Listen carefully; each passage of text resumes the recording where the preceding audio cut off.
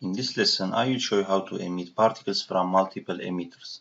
So here in the network editor, I have 3 emitters. So I will show the first emitter by clicking on this area to make it visible, and I will dive inside.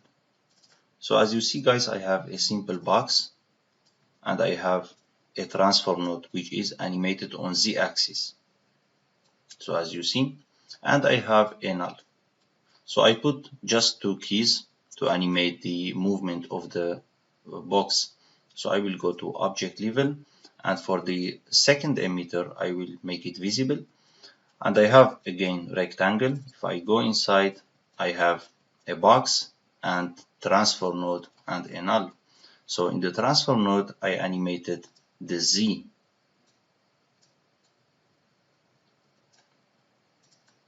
So as you see, I have a rotation and I have a movement at the same time. So for the Z I put 2 keyframes, and for rotation again I put 2 keys too. So I didn't use expression in the rotation of Y. So I will select the null and move the circles to the null, and I will go to object level, and the third emitter is this. So I will dive inside. Again I have a box, and in the transform node I made something a little bit different. So I animated the box on the Z. As you see, it's animated on the Z and on translate x2. So I set an expression in the translate x, which is sine, and $f multiplied by 10 and by 6.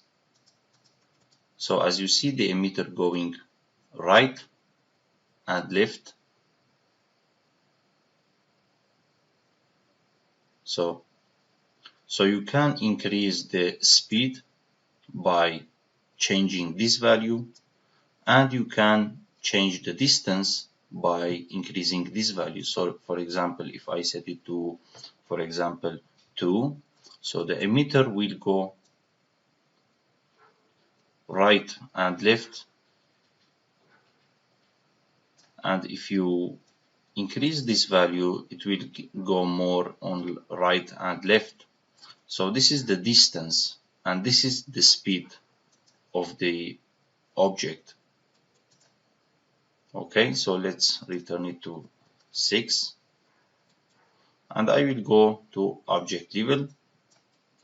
So I will turn off the visibility of the third object, and now I will show the first emitter. So in order to make this emitter emitting particles, you just select the emitter and go to particle fluids and emit particle fluids, and of course selecting the object to emit. We don't have any object. I will place the mouse in the viewport and hit enter on the keyboard.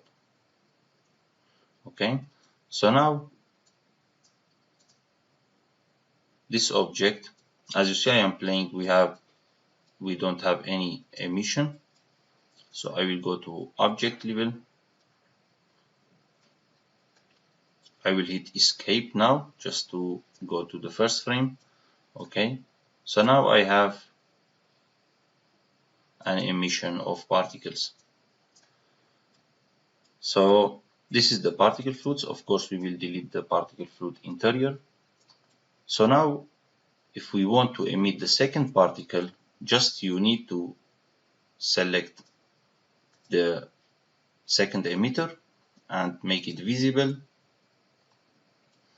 Okay, make it visible, and then again I will go to emit particle fluid and emit particles. Now Houdini asks me to select the fluid object to emit. Because we have a fluid object now, we will go to the network editor and hit L on the keyboard to align everything. So this is the Autodoc network.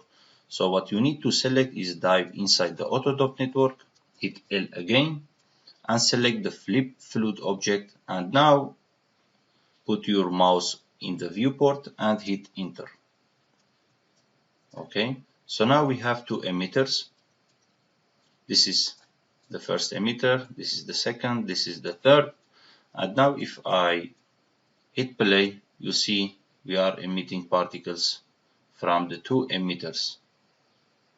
Okay, now if you go to auto.network and hit L again, you see we have two emitters now.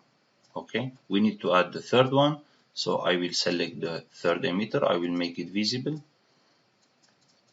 and then again I will click on emit particle fluids. Now Houdini will ask me to select the fluid object because we have one, so I will dive inside the auto.network and select the flip fluid object and moving the mouse in the viewport and hit enter on the keyboard. So now I will go to object level and then again I will hit play. You see we have three emitters. Okay. As you see guys, we have a problem here, which is these gaps between the fluid because the emitter moving very fast, so Houdini cannot calculate in between frames. So what you can do, you go to third emitter and then in the transform you set the $F to $FF. So now I will go to object level and rewind the simulation and see if that changed.